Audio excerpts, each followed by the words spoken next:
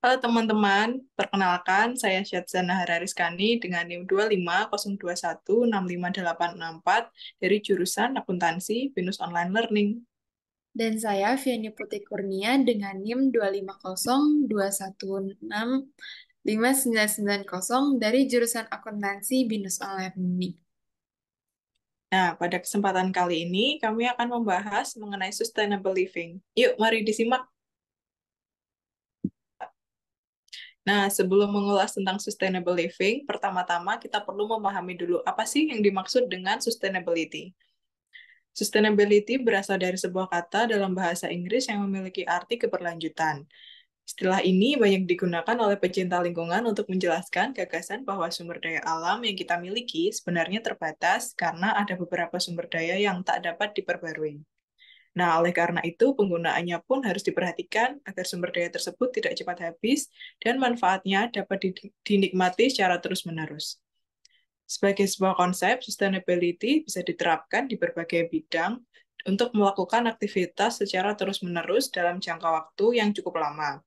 Namun dengan catatan bahwa penggunaan sumber daya apapun yang dibutuhkan tidak dapat dilakukan secara berlebihan, sehingga kegiatan-kegiatan yang membutuhkan sumber daya tersebut pun dapat dijalankan secara berkelanjutan. Nah, sekarang kita lanjut ke definisi sustainable living. Dilansir dari informasi WWF, sustainable living adalah gaya hidup yang menyeimbangkan upaya lokal dan global agar kebutuhan dasar manusia dapat terpenuhi namun tetap melestarikan lingkungan alam. Sustainable lifestyle sendiri dianggap sebagai cara hidup, perilaku sosial, dan pilihan yang meminimalkan degradasi lingkungan seperti penggunaan sumber daya alam, emisi CO2, limbah, dan polusi, sambil mendukung pembangunan sosial ekonomi yang adil dan kualitas hidup yang lebih baik untuk semua pihak. Sustainable living sebaiknya tidak dipandang hanya sebagai sebatas gaya hidup, melainkan juga sebuah upaya dan tanggung jawab bersama untuk menciptakan dunia yang lebih berkelanjutan. Nah, selanjutnya yaitu adalah human impact. Dalam menerapkan gaya hidup berkelanjutan, tidak dapat dipungkiri bahwa akan muncul berbagai macam tantangan seperti kurangnya kesadaran masyarakat dan meningkatnya biaya ekonomi. Tetapi perlu diketahui juga bahwa ada peluang dalam mengadopsi gaya hidup ramah lingkungan seperti inovasi teknologi dan peluang ekonomi yang baru. Bagi manusia yang menghuni bumi, mengambil langkah-langkah kecil dalam mengadopsi gaya hidup berkelanjutan dapat membantu menjaga keberlanjutan bumi loh, dan memberikan masa depan yang lebih baik bagi generasi mendatang. Nah, adapun challenge dan opportunity, mari kita bahas lebih detail apa saja sih yang termasuk sebagai tantangan dan apa saja yang termasuk sebagai peluang dari gaya hidup ramah lingkungan ini. Tantangan dalam mengadopsi sustainable living yang umum dirasakan antara lain yang pertama yaitu adalah kesadaran masyarakat yang rendah. Tingkat kesadaran masyarakat mengenai pentingnya gaya hidup ramah lingkungan masih perlu ditingkatkan. Banyak orang yang masih kurang informasi tentang dampak negatif yang ditimbulkan oleh kebiasaan konsumsi yang tidak ramah lingkungan. Nah, tantangan selanjutnya yaitu adalah biaya ekonomi yang tinggi. Adopsi biaya hidup ramah lingkungan seringkali memerlukan biaya ekonomi yang lebih tinggi dibandingkan dengan gaya hidup konvensional. Hal ini dapat menjadi tantangan bagi individu atau keluarga dengan keterbatasan finansial. Kemudian tantangan yang terakhir yaitu adalah keterbatasan infrastruktur untuk mendukung gaya hidup ramah lingkungan juga menjadi hambatan dalam mengadopsi gaya hidup ini. Misalnya, kurangnya akses terhadap energi terbarukan dan transportasi umum yang ramah lingkungan. Namun di sisi lain, meskipun ada tantangan yang harus dihadapi, sustainable living juga membuka peluang yang menarik. Di antaranya adalah inovasi teknologi. Teknologi terus berinovasi dan berkembang dalam mendukung gaya hidup berkelanjutan. Ada banyak produk dan layanan yang semakin ramah lingkungan dan efisien dalam menggunakan energi. Selanjutnya yaitu adalah menghemat energi dan mengurangi biaya bulanan. Salah satu peluang dalam mengadopsi gaya hidup ramah lingkungan adalah kemampuan untuk menghemat energi dan mengurangi biaya bulanan. Dalam melakukan praktik pengurangan pemakaian air dan listrik, kita tidak hanya membantu menjaga lingkungan, tetapi juga menghemat pengeluaran bulanan. Dan selanjutnya yaitu adalah peluang ekonomi baru. Adopsi gaya hidup ramah lingkungan juga membuka peluang ekonomi baru. Bisnis energi terbarukan semakin berkembang dan produk ramah lingkungan pun semakin diminati oleh konsumen. Hal ini akan memberikan ruang bagi para pengusaha untuk berinovasi dan menciptakan produk serta layanan yang sesuai dengan kebutuhan gaya hidup ramah lingkungan. Nah, pembahasan selanjutnya akan dilanjutkan oleh rekan saya, Viani. Silakan, Viani. Nah, berikut ini adalah area-area utama yang perlu diperhatikan dalam menerapkan sustainable living dan menentukan aksi yang perlu dilakukan. Yang pertama, ada efficient water use.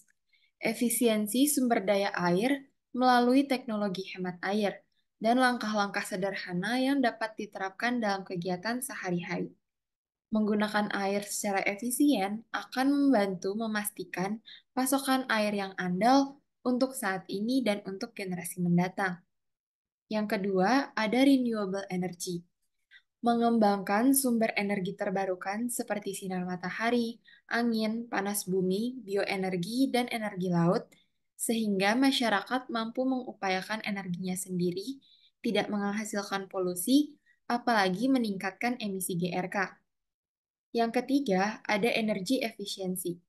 Berusaha mengurangi jumlah energi yang dibutuhkan dalam setiap aktivitas. Hal ini dapat diterapkan dengan meminimalkan penggunaan listrik, memperbanyak bukaan sehingga ada sirkulasi udara dan cahaya, menggunakan panel surya, dan sebagainya. Yang selanjutnya ada circular economy. Berusaha untuk menggunakan sumber daya, bahan baku, maupun produk jadi yang bisa dipakai ulang untuk selama mungkin, dan menghasilkan sampah atau limbah seminimal mungkin. Menerapkan prinsip 5R, yaitu reduce, reuse, recycle, recovery, dan repair. Selanjutnya, ada sustainable transportation, memilih moda transportasi umum daripada pribadi. Sebab dengan menggunakan transportasi umum, kita ikut berperan dalam kehidupan yang berkelanjutan dengan cara mengurangi emisi dari transportasi pribadi, sehingga turut mengurangi polusi udara. Dan yang terakhir ada green cities, menghasilkan sebuah pembangunan kota yang berkelanjutan dengan mengurangi dampak negatif pembangunan terhadap lingkungan dengan kombinasi strategi tata ruang, strategi infrastruktur, dan strategi pembangunan sosial. Green City sendiri terdiri dari 8 elemen, yaitu Green Planning and Design, Green Open Space yang berguna untuk mengurangi polusi sekaligus menambah aspek estetika, Green Waste, Green Transportation, Green Water, Green Energy, Green Building, dan Green Community, di mana Green Community ini menciptakan partisipasi yang nyata dari para stakeholder dalam pembangunan kota hijau dan membangun masyarakat yang memiliki karakter dan kebiasaan yang ramah lingkungan. Selanjutnya, yang namanya perubahan gaya hidup tentunya perlu didasari dengan pengetahuan dan kesadaran dari setiap individu di masyarakat. Maka dari itu, pendidikan dalam implementasi sustainable living dipandang sebagai salah satu kunci, karena merupakan instrumen kuat yang efektif untuk melakukan komunikasi, memberikan informasi, penyadaran, pembelajaran, memobilisasi massa atau komunitas, serta menggerakkan masyarakat ke arah kehidupan masa depan yang berkembang secara lebih baik. Sebab dengan memahami dan menyadari pentingnya sustainable living, manusia dapat cenderung lebih terdorong untuk melakukan perubahan dalam gaya hidupnya. Nah, untuk mencapai sustainable living ini, kita pun dibantu dengan adanya green technologies. Green technology adalah salah satu jenis teknologi ramah lingkungan, sebuah teknologi yang dapat digunakan untuk menjalankan proses kegiatan industri tanpa menimbulkan permasalahan terhadap pelestarian lingkungan. Manfaat dari green technology sendiri adalah memastikan teknologi dapat berjalan beriringan dengan kegiatan pelestarian lingkungan. Selain itu, ketika kita sudah menerapkan teknologi ini, tentunya ada banyak hal yang bisa diubah, seperti kondisi udara dan air di sekitar kita. Pada proses industri konvensional, kegiatan produksi bisa menyebabkan pencemaran udara dan air. Lantas, dengan adanya green technology, berbagai pencemaran pun bisa diminimalisasi. Untuk mulai menerapkan sustainable living, baiknya kita lihat dulu contoh-contoh penerapan yang telah berhasil ya. Salah satu contoh perusahaan yang menerapkan sustainable living adalah IKEA, yang merupakan perusahaan retailer furniture ternama. IKEA memiliki banyak produk yang menawarkan berbagai solusi bagi konsumen untuk membantu mereka menghemat energi dan air, sekaligus mengurangi sampah. Dalam membuat produknya, IKEA menggunakan material yang berasal dari pelestarian hutan dan memanfaatkan sistem daur ulang. Tidak hanya bahan dasarnya saja, rancangan IKEA juga sangat mengedepankan prinsip sustainable living.